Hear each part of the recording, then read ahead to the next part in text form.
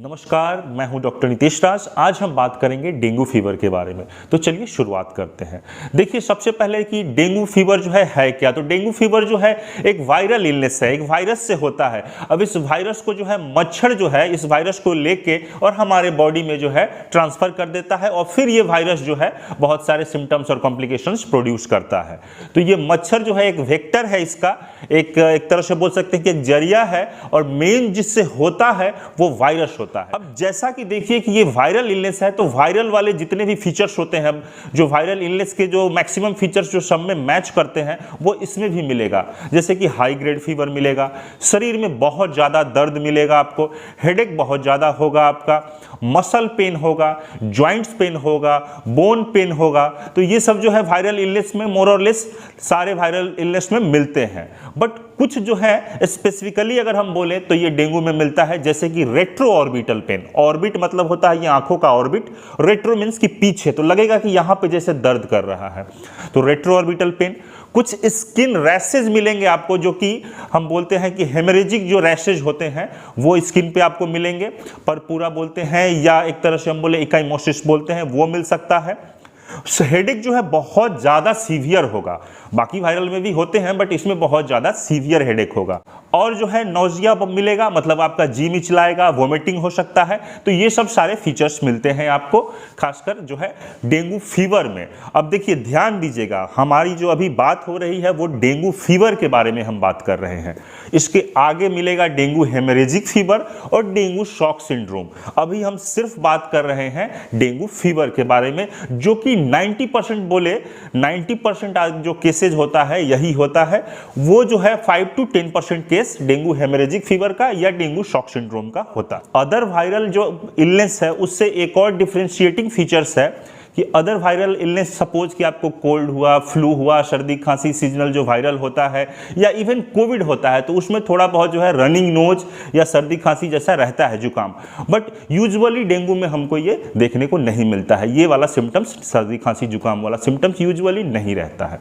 तो डायग्नोसिस जो होता है NH1 जो है, NH1 एंटीजन टेस्ट कराते हैं। NH1 मीन्स कि नॉन स्ट्रक्चरल प्रोटीन होता है 1, इसका हम टेस्ट करते हैं। 7 दिन के अंदर ये अब जो है पॉजिटिव आ जाएगा। मान लीजिए कि आपका बुखार 7 दिनों से ज़्यादा है तो फिर इस टेस्ट को आप नहीं कराएं। और क्या टेस्ट करा सकते हैं? 4 दिनों के बाद, जब से पहला सिम्टम आया उसके 4 दिनों के बाद से जो है आपका एंटीबॉडी IgM आना शुरू हो जाता है। तो अगर IgM एंटीबॉडी आना शुरू हो गया तो इससे जो है कि हम एंटीबॉडी का टाइटर भी देख सकते हैं कि एंटीबॉडी जो है बना है कि नहीं IgM, इसको भी डिटेक्ट कर सकते हैं।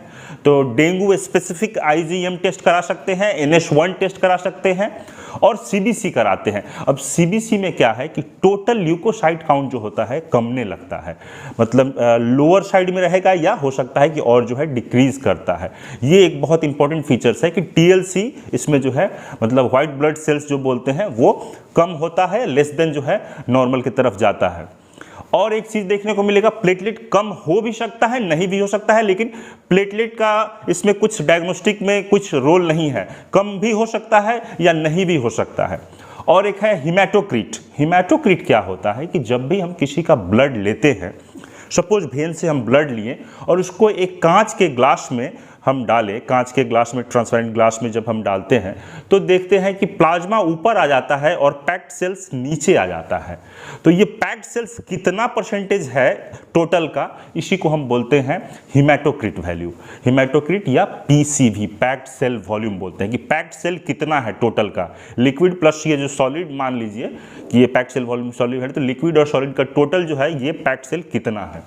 तो ये जो है इसलिए हम बोल रहे हैं क्योंकि ये हम रेंज, क्योंकि बाद में जो होता है डेंगू हेमरेजिक फीवर होता है या शॉक सिंड्रोम, तो फिर ये इसमें चेंजेज आते हैं देखने को, इसीलिए इसको हम बेस लाइन करा के हम रख लेते हैं। और भी एक चीज करा सकते हैं कि इसमें हम लीवर इंजाइम्स करा सकते हैं, क्योंकि लीवर इंजुरी होता है और लिवर इंजुरी के चलते जो है आपका SGPT SGOT जो है रेज हो जाता है। अब हम बात करते हैं कि इसका ट्रीटमेंट क्या करना है। तो देखिए ये क्या होता है कि मैक्सिमम 2 to 7 डेज, जैसा कि कोई भी वायरल इलनेस मैक्सिमम केसेज में देखा गया है कि सेल्फ लिमिटिंग होता है, मतलब खुद ब खुद ठीक हो जाता है मैक्सिमम 1 से 2 सप्ताह में। तो सेम डेंगू के साथ भी है कि मैक्सिमम केसेस जो हैं, मान के चले कि 90 to 95% जो केसेस है वो जो है खुद से ठीक हो जाता है, उसमें बहुत ज़्यादा कुछ इंटरवेंशन करने की ज़रूरत नहीं है, सेल्फ लिमिटिंग है। और अगर इसमें देना भी है मेडिसिन तो सिम्टोमेटिक मेडिसिन चलता है। अगर बुखार है तो बुखार की दवा चलेगी, अगर जो है आपका पानी का लॉस हो रहा है, पसीना क्योंकि बुखार का टैबलेट जैसे ही आप खाएंगे तो शरीर से बहुत पसीना निकलेगा, डिहाइड्रेशन होगा, ऐसे भी आपका भूख प्यास कम हो गया है, एपेटाइट कम हो गया है, वोमिटिंग वाला टेंडेंसी आ रहा है, तो पानी जो है ज़्यादा से ज़्यादा पीजिए। किसी भी तरह का जो तरल पदार्थ है जो आपको अच्छा लगता है, नींबू पानी हुआ या राइस सूप हो गया या किसी भी तरह का जो है वेज सूप हो गया, ये ले सकते हैं, या कोकोनट वाटर ले सकते हैं, या छाछ ले सकते हैं, मिल्क ले सकते हैं। तो जो भी आपको ORS जो है, ORS तो प्रेफर्ड है कि ORS आप लीजिए, लिक्विड ORS भी आता है वो लीजिए।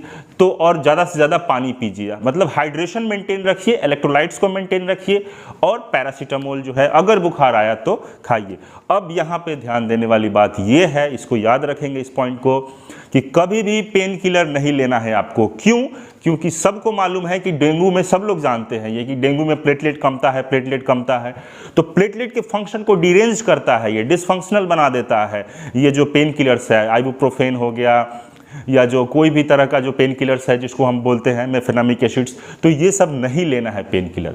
और इसीलिए मैं ये भी बोलता हूं कि अगर डेंगू का सीजन आ जाता है तो बूढ़े बुजुर्गों को मैं ये भी बोल रहा हूं कि अगर उनको बोन का समस्या, मतलब बोन पेन है या जॉइंट्स पेन है, मस्कुलर पेन है, किसी तरह का पेन किलर अगर खाते हैं तो फिलहाल डेंगू के टाइम में अवॉइड कीजिए। क्योंकि अगर आप पेन किलर खाएंगे तो हो सकता है कि प्लेटलेट के फंक्शन को बहुत ज़्यादा डैमेज कर सकता है, और जिसके चलते जो है बहुत सीवियर ब्लीडिंग और बहुत सीवियर कॉम्प्लिकेशंस और डेथ हो सकता है। और है कि आप एंटीबायोटिक्स का इसमें कोई रोल नहीं है, बेवजह एंटीबायोटिक देने की कोई ज़रूरत नहीं है। आपको मालूम है वायरल इलनेस है और आप एंटीबैक्टीरियल देने का कोई तुक ही नहीं है। और एक चीज़ कि इसमें स्टेरॉइड्स भी नहीं दीजिए, कोई भी स्टेरॉइड्स मत दीजिए।